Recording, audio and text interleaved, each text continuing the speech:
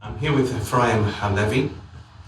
Efraim, you spent 40 years in the Mossad. The period I'm particularly interested in is the 1990s, when you rose to the level of deputy director and ultimately director of the Mossad. Particularly, what interests me is your views relating to the importance of the Temple Mount, the Haram al-Sharif, particularly going back to the negotiations with the treaty with Jordan.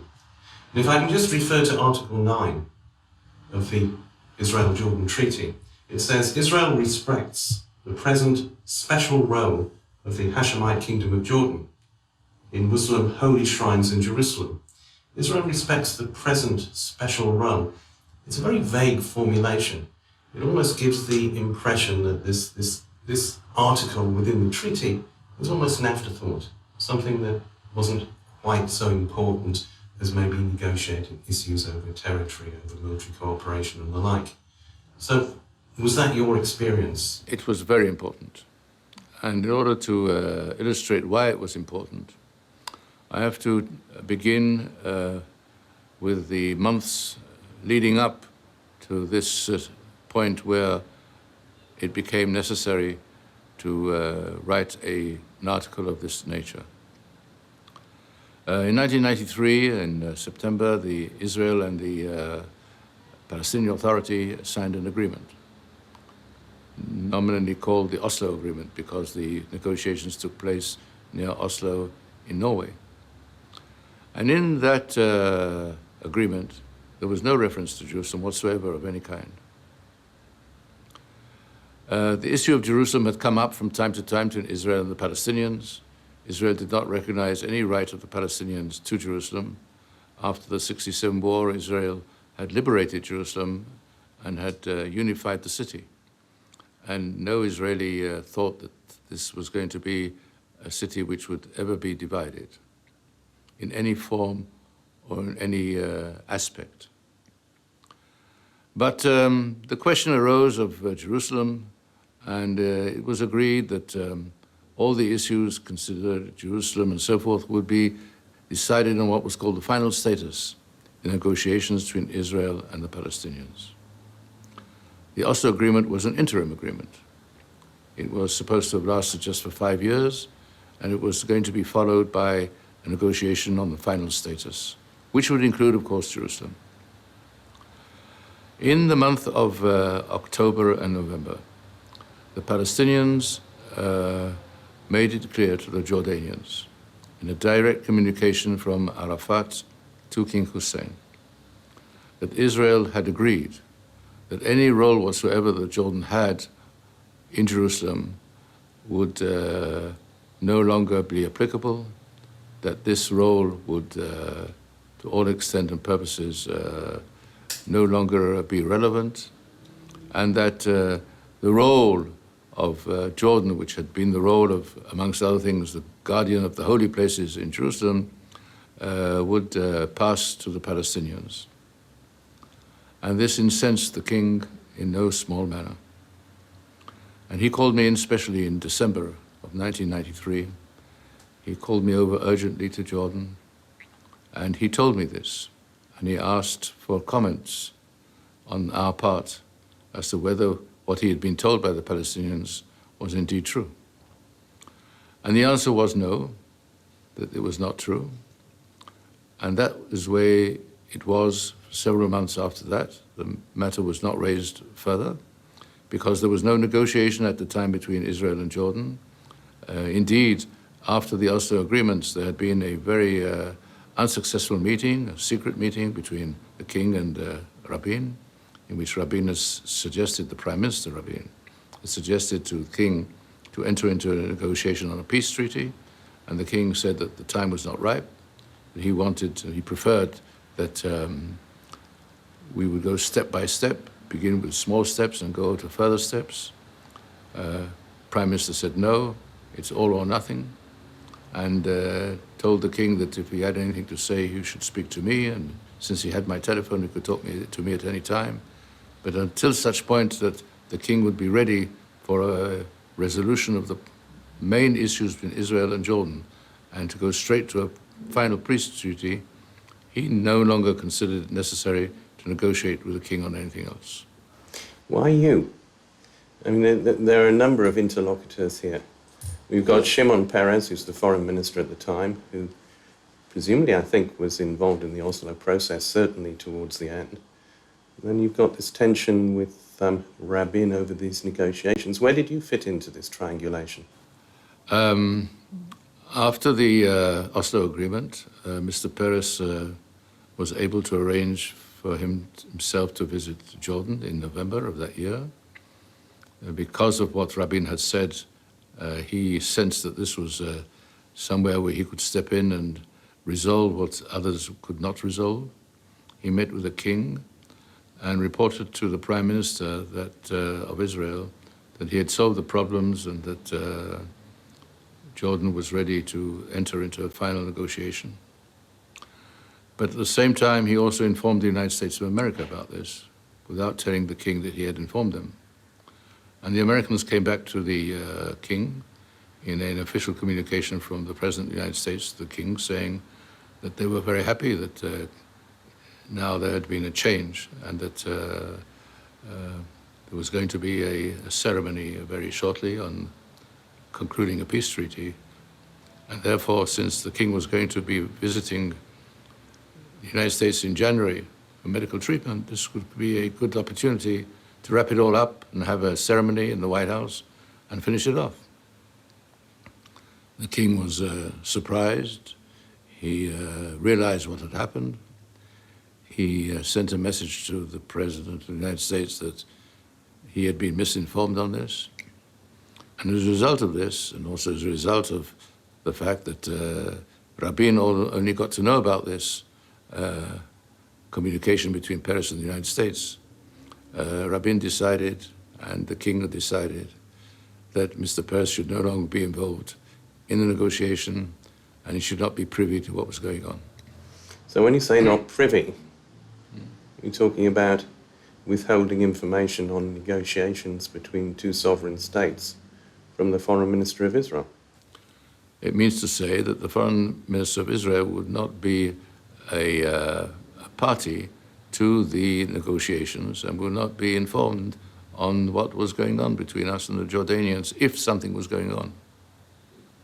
So why were you chosen to fulfill this role? Because I was the personal envoy of the prime minister to the king. I was the one who was, shall we say, carrying the baton between the highest political level in Israel. I had the full confidence of the king. The king always referred to me with the terms, our trusted emissary, not your trusted emissary or a trusted emissary, but he insisted saying, our trusted emissary. So I think that probably the king felt more comfortable with dealing through me, and I would assume that the prime minister felt likewise. So on the issue of Jerusalem, there's a tension here between negotiations that are going on between Israel and the Palestinian Authority, the PLO at the time, Arafat, and the prize of Jerusalem, the control of the holy sites in the hands of a Palestinian state. On the other hand, there is the control of Jerusalem, the holy sites at least, as being a responsibility of the Hashemite Kingdom of Jordan. These are putting two actors in competition with each other for the same prize. So did you see this play out? Did you see this tension between a Palestinian claim and a Jordanian claim?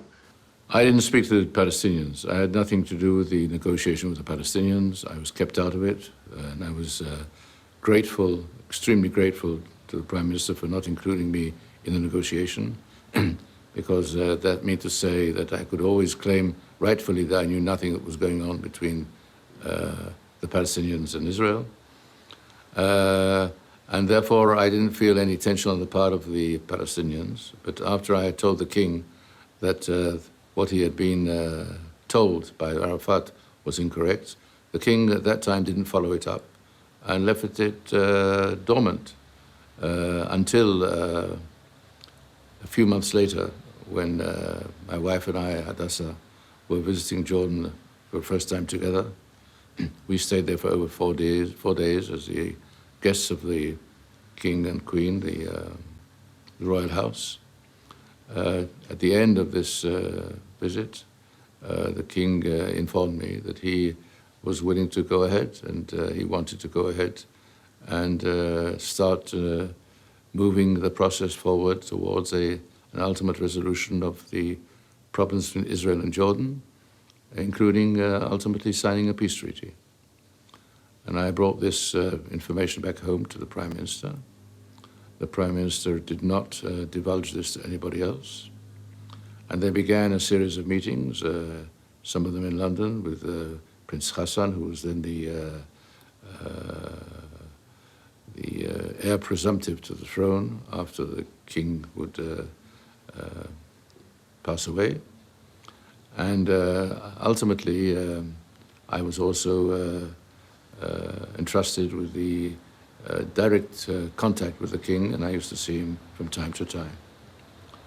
And it was then that the idea came up that the king should be invited to Washington, because we did inform the United States of America that the king had told us that he was willing to go ahead. And we recommended that the king be invited to Washington. This was a very, very important event for the king, because the relationship between the United States and Jordan at that time were very, very tense. In the war with Iraq in 1991, the first Iraqi war, Jordan had sat on the fence. It did not join the coalition against Saddam Hussein, which had been led by the United States. And the result of this, Jordan more or less had been dried of American aid, including military aid. And this had degraded some of the armed forces there, and also had an effect on the economy of the country. The country was under a siege, more or less, from the United States. There was a naval blockade on Jordan in the entry to the Gulf of Aqaba. And therefore an invitation to the king to come to the United States was something which was quite extraordinary under those circumstances. The king received the invitation. He visited Washington in June. He insisted that I should be at hand. The talks went very, very badly initially. The meetings with the king were very frosty. The king was told that he would get nothing until he started moving in practice on the ground. And he was very disillusioned. And he told me this in much detail after each meeting he had with the Secretary of State, the Secretary of Defense, the head of the CIA, and so forth. And as the time came for a meeting between him and the president, the tension rose. And I went to the State Department and saw Dennis Ross, who was the chief American negotiator on the peace process. And I told him how unhappy the king was, and told him that I thought the king should be given encouragement. Amongst other things, he should be promised a squadron of F-4 aircraft. This was important for him, clearly, in relation to his own military. Yeah, indeed. This was something which it was key to his relationship with the military. And Dennis said to me, "Tell me, by the way, on whose behalf are you speaking? On behalf of Israel or on behalf of Jordan?" I said, "I'm speaking for both." And he said that he would see to it, but that the king should prepare a short memorandum, a page or two, stating his main requests, and that this would be passed to the president a day before the meeting was going to take place at the White House, which was going to be a meeting and then a luncheon with the participation of the First Lady and the Queen.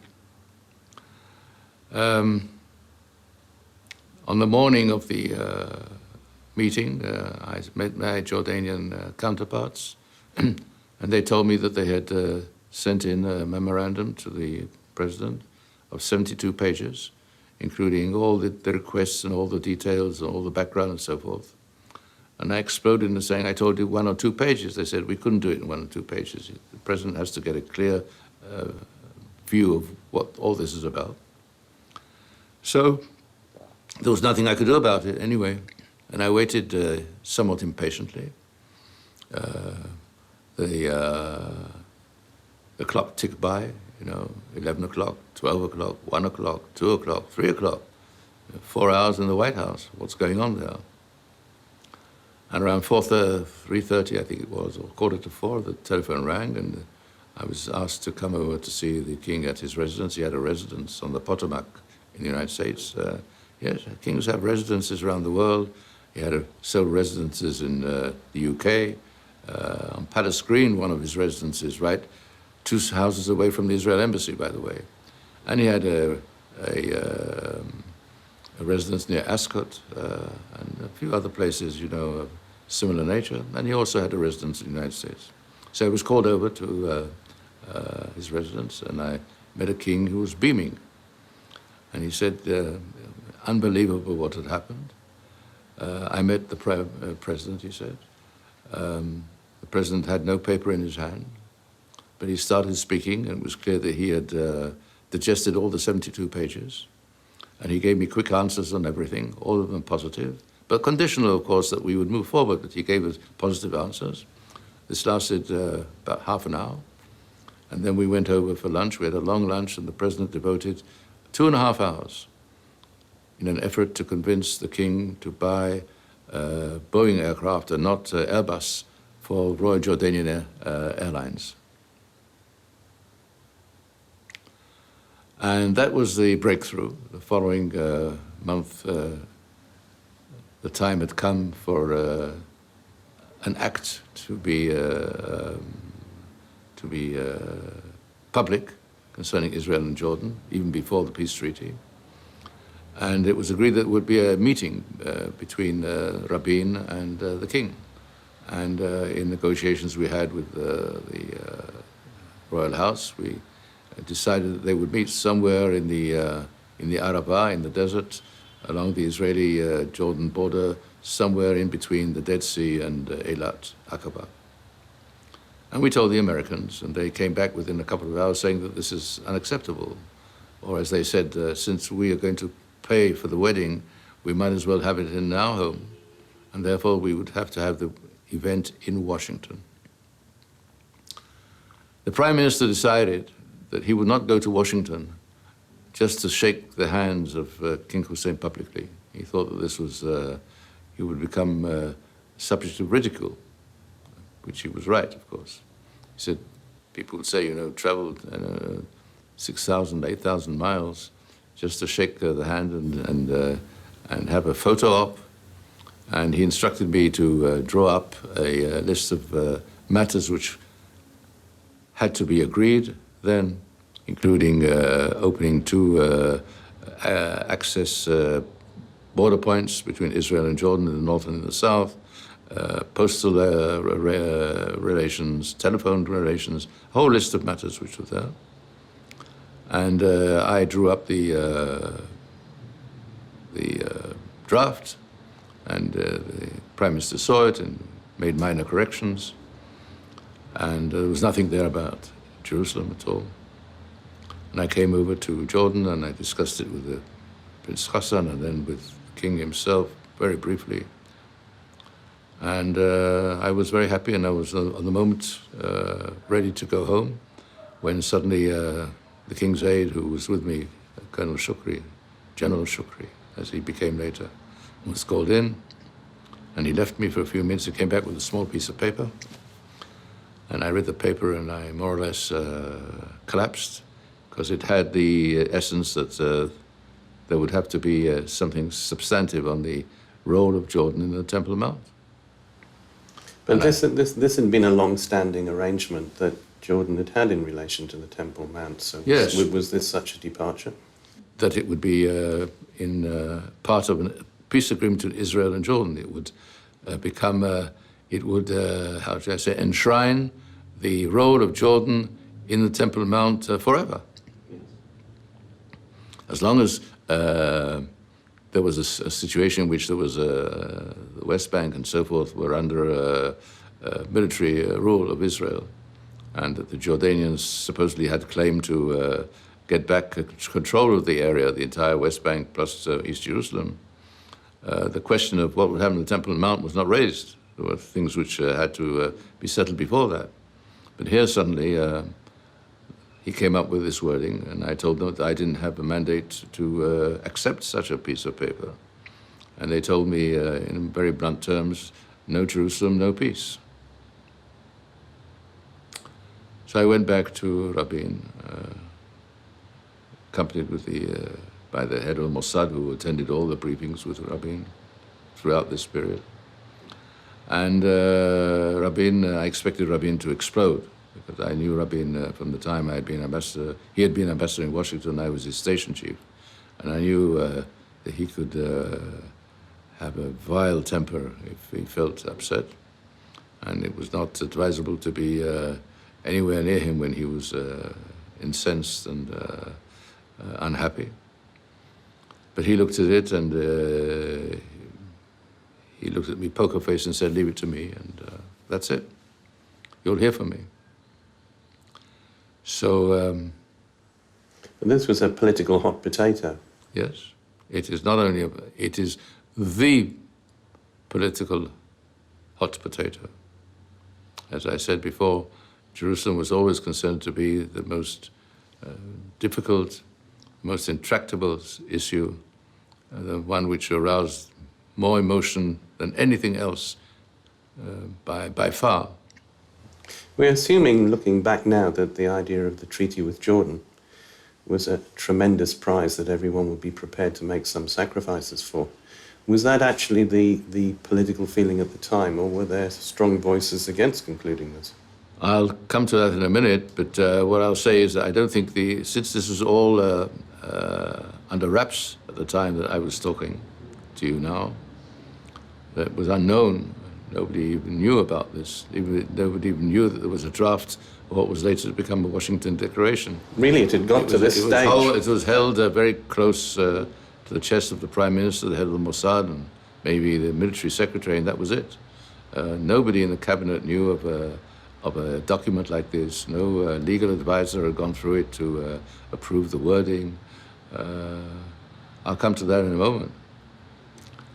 But at any rate, 2 days later, Rabin sent over a piece of paper containing the wording, which is now in the document.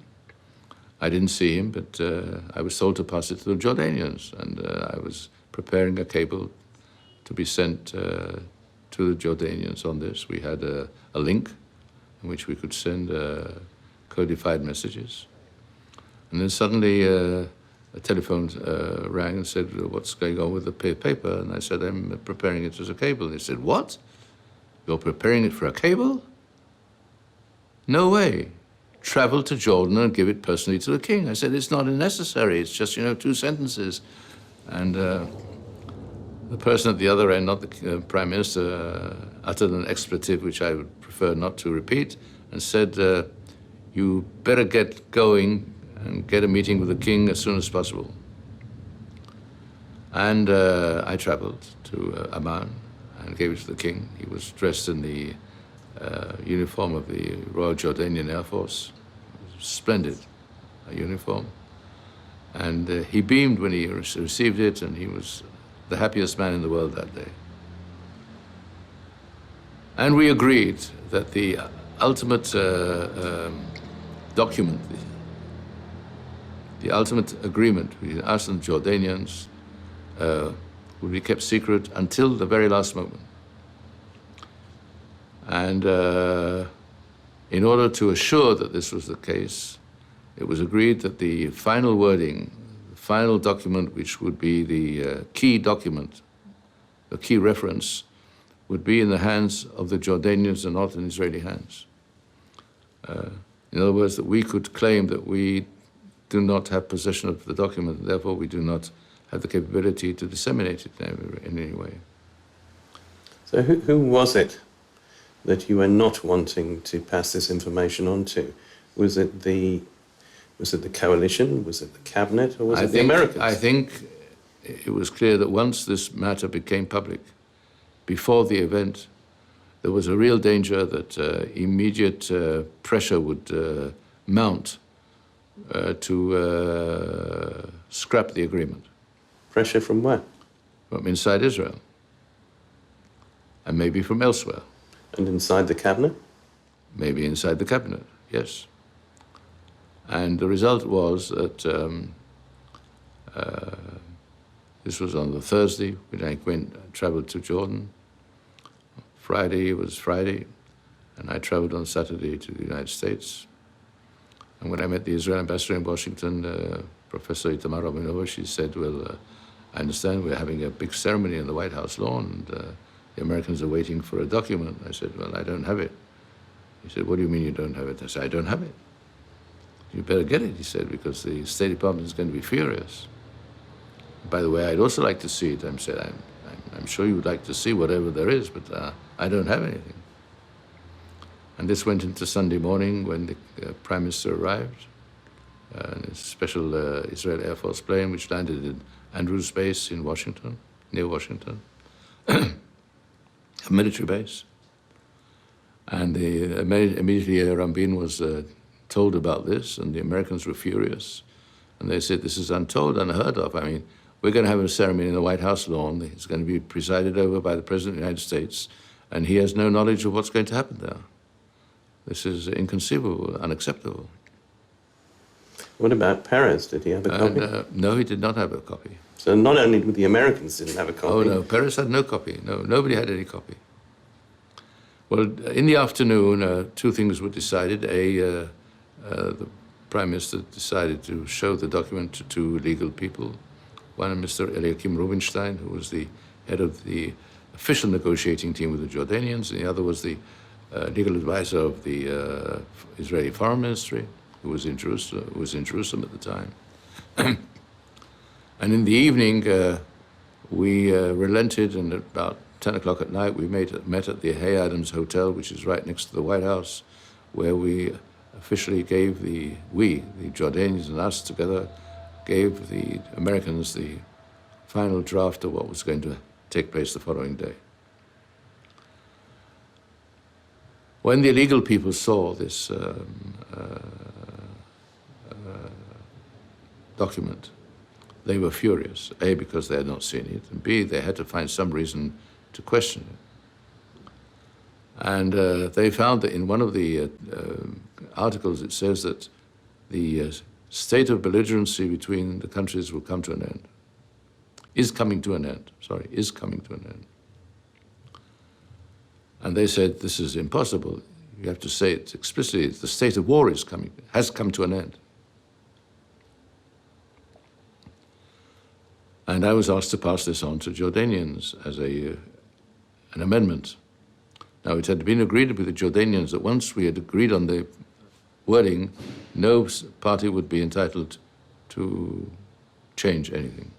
Once, the die was cast, that was it.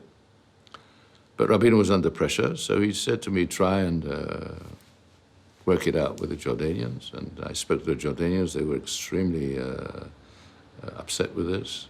They sent a copy of the paper back home to their legal people. And they said that they didn't mind that changing it to a state of war, but instead of saying the state of war or state of belligerency has come to an end, they would simply change it to will come to an end, which meant to say that this document didn't actually do anything. It spoke about the future, not the present, which of course was unacceptable to us. So this could not be, and there was a stalemate. This is hours before the ceremony on the following day.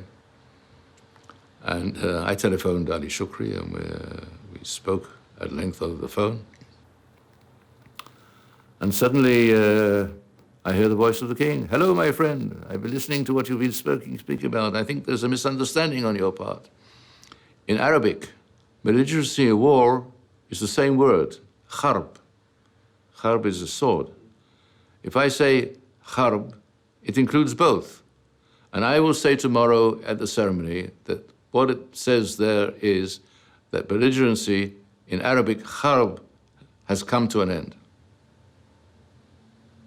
problem settled.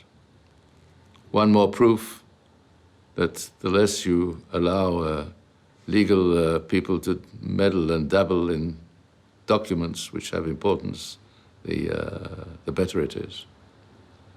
Well, the following day, we're all on the White House lawn.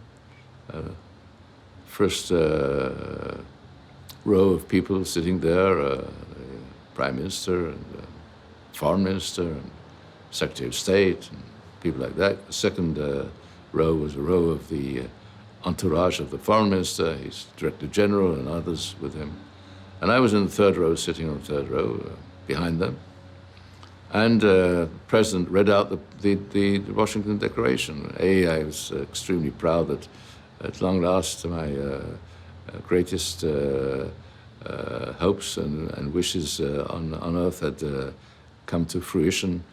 No less than the President of the United States was reading out the document that I had written. I felt very, very proud at that moment.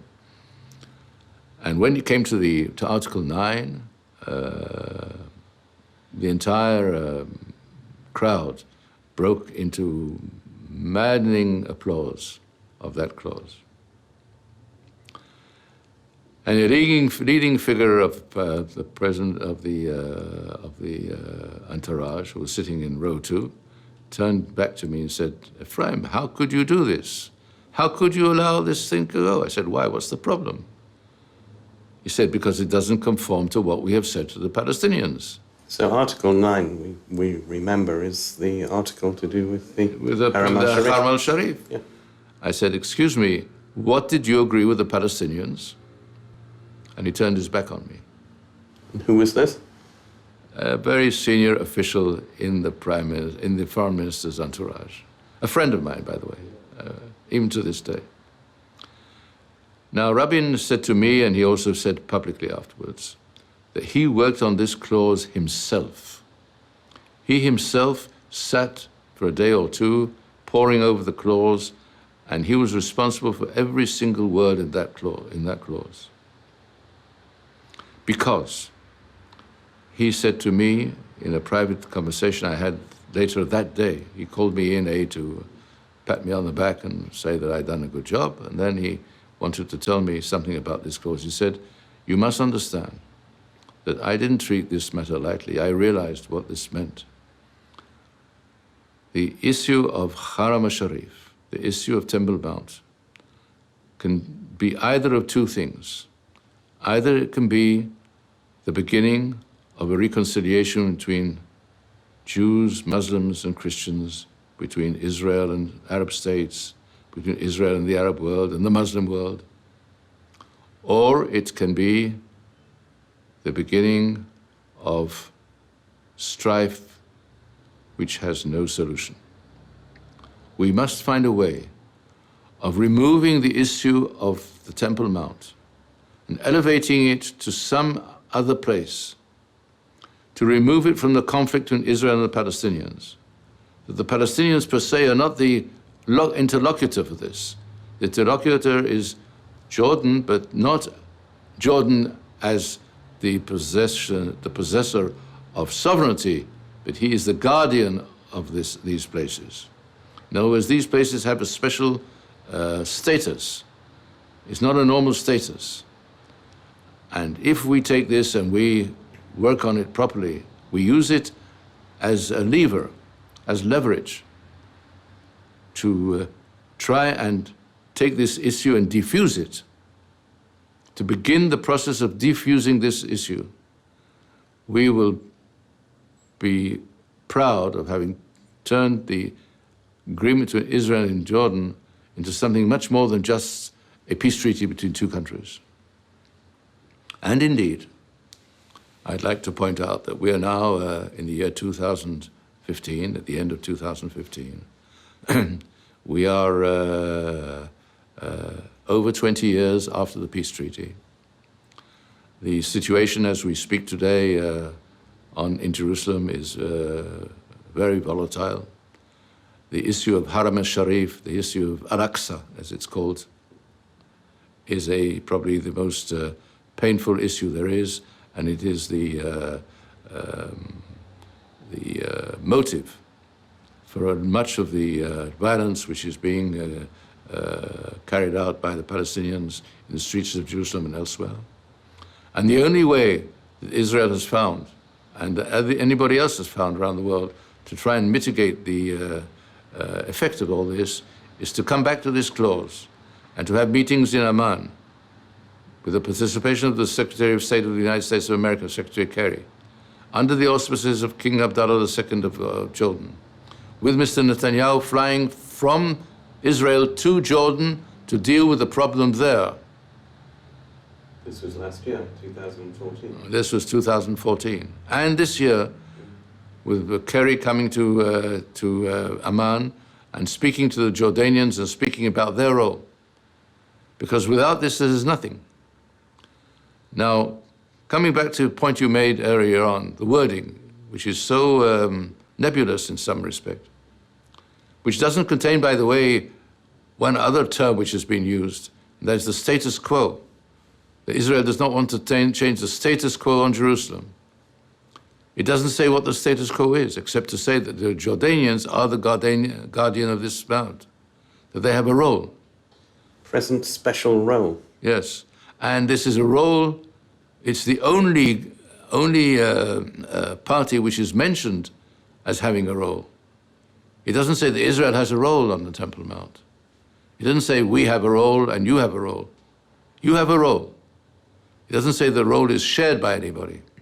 This is the beginning of a long road to neutralizing the issue of Jerusalem, which, as I said, is the thorniest one, the most difficult, intractable one in the whole complex of the relationship between Israel and the Muslim world and the Arab world. And it's in that text, in the light of that, that is what the significance of this text is, and the significance of the treaty is. Much more than the end of the state of war. So it doesn't talk about an Israeli role. No. It doesn't talk about a Palestinian role. No. It talks about a Hashemite role. That's right. Israel recognizes that role.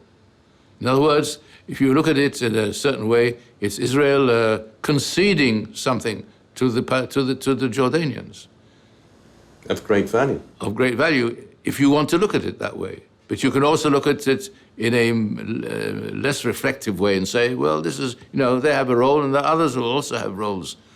It is intentionally, I think, not vague, but it's intentionally incomplete in some respects.